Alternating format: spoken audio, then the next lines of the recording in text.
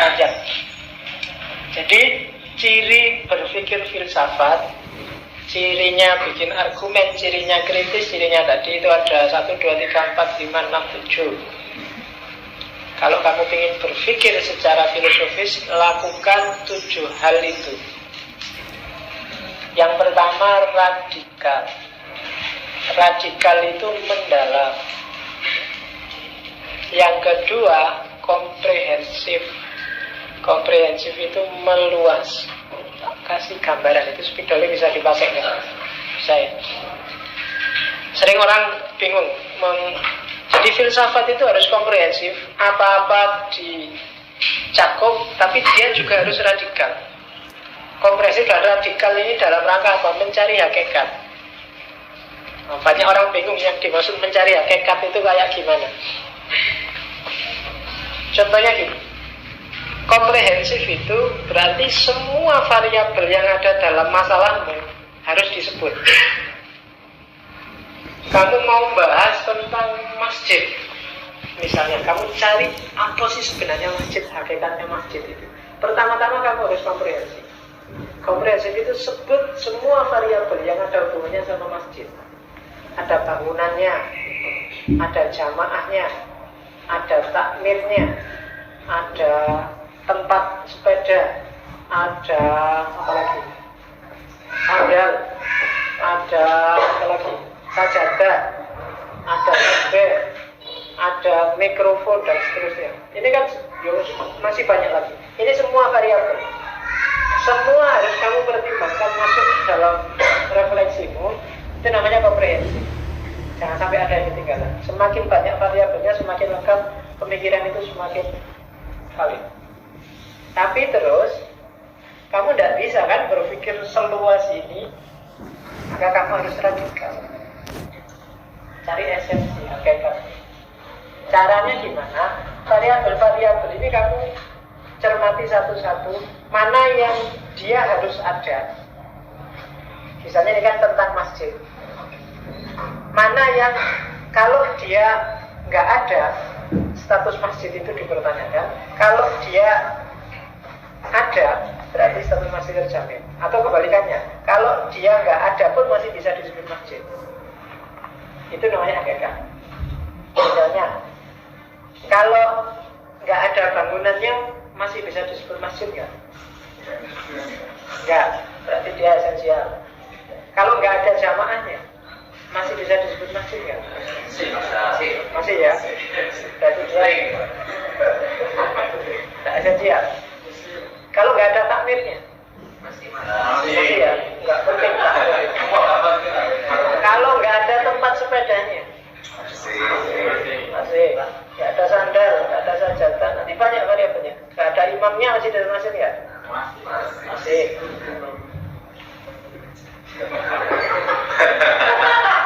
Berarti hakikatnya masjid menurut kamu loh ya, cuma bangunannya. Sama, kamu melihat hakikatnya Indonesia itu apa ya? Wilayahnya apa?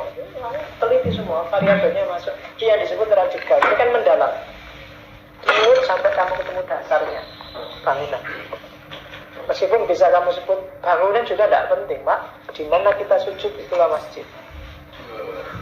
Jadi tidak ada hakikatnya masjid.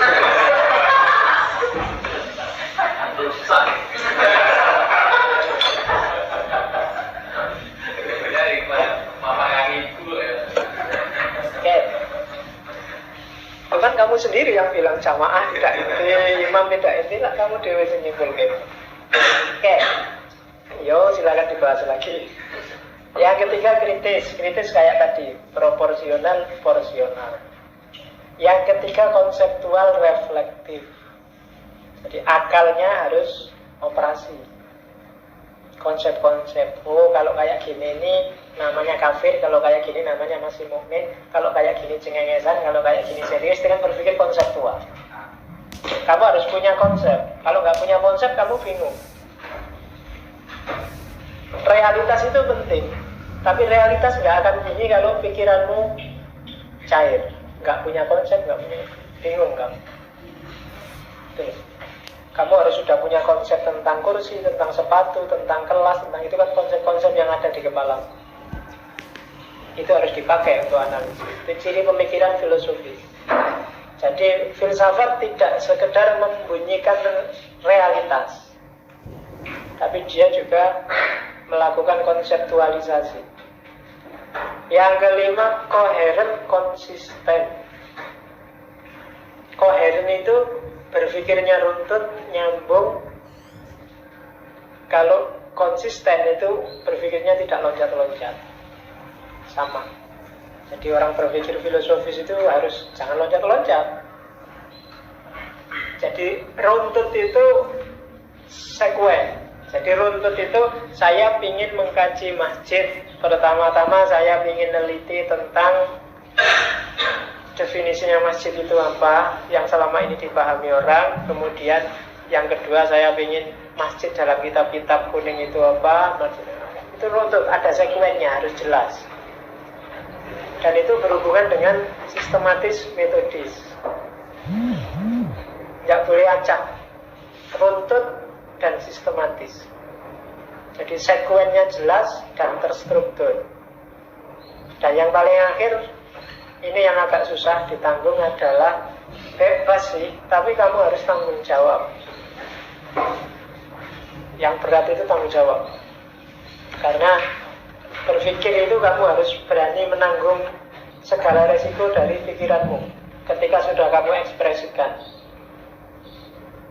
Bebas, berpikir itu pasti bebas. Tidak ada orang yang berpikir tidak bebas. Tidak ada satupun yang bisa menghalangi orang berpikir. Dicegah, dibatasi bisa, diatur bisa, tapi tergantung masing-masing orang mau nggak dia diatur. Kalau saya mau bebas ya, meskipun mengekspresi pemikiran itu tidak bebas, tapi berpikir itu pasti bebas. Kalau nggak percaya coba aja, kamu pengen pikir apa aja boleh kok.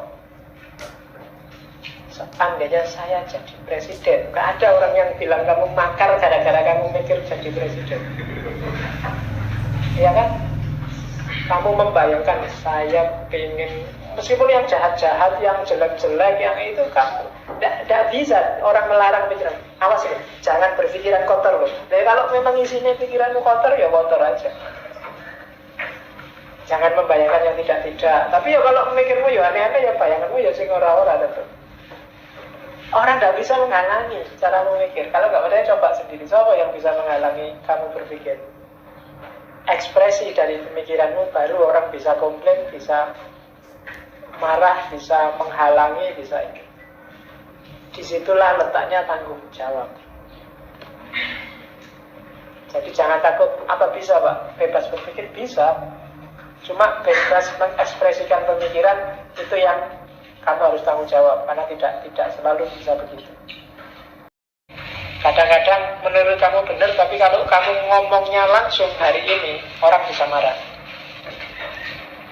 Nah, itu kamu harus tanggung jawab, karena kamu yang ngomong. Sebenarnya memang kamu ngomongkan. Tapi aktivitas mikirnya sendiri bebas. Jadi cirinya pemikiran filsafat itu bebas dan tanggung jawab. Kamu jangan marah. Loh ini kan pikiran saya sendiri, ya, tapi karena sudah kamu omongkan, maka kamu harus tanggung jawab dengan yang kamu omongkan. Bukan dengan yang kamu pikirkan, karena mikirnya kamu bebas.